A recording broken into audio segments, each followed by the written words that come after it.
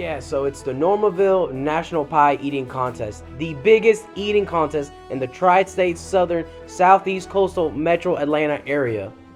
And it raised a lot of money for some great charities like the Touch Grass Society that helps get nerds outside and moving.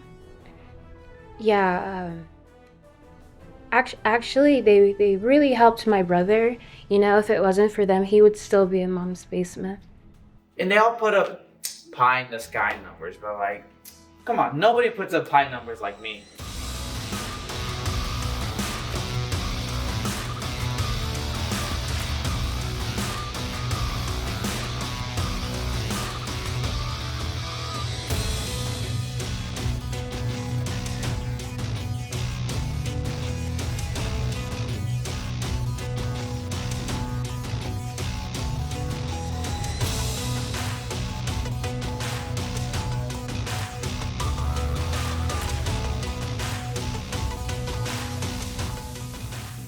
Oh, well, shout out to the competitors absolutely inhaling the pies.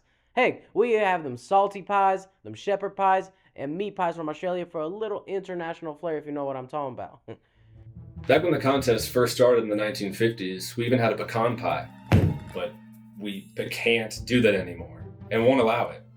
Not because of nut allergies, but because old Brandy put a little too much bourbon and gave everybody quite the buzz.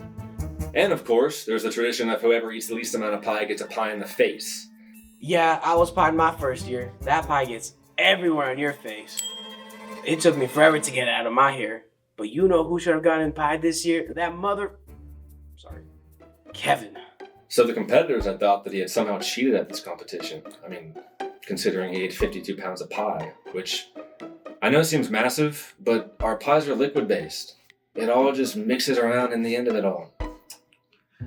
Somebody was on that new drug, the thinning. Pretty fun. You know what's not fun?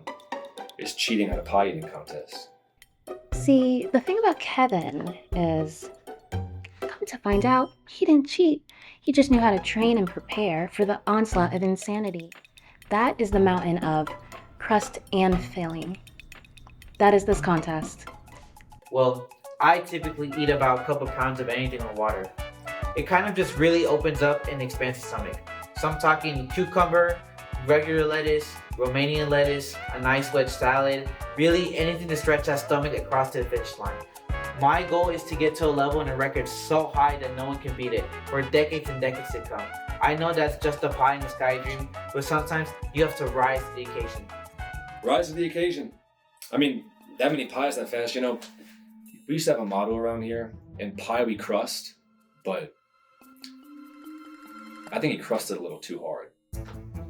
Yeah, honestly, after all that madness, it was a never-ending shower of praise. I mean, it was insane. You're talking to a guy who ate the world's hottest celery steak. You mean the hot wings? No, I mean the celery steak. Some restaurant in Sheboygan made the hell steak as an April Fool's Day prank one year, and they just never removed it off the menu. That same day, I met the Reaper 3 times.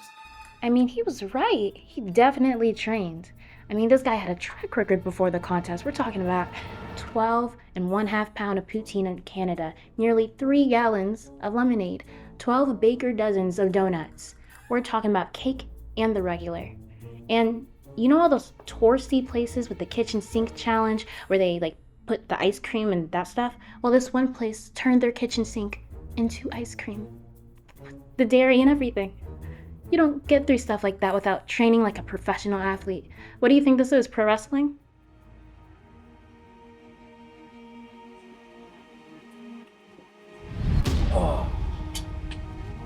After some investigating and several hours of debating, that pie muncher, Kevin, would become the pie eating champion that year, and the greatest pie eating snafu in the contest history since the raspberry pie incident in 2008.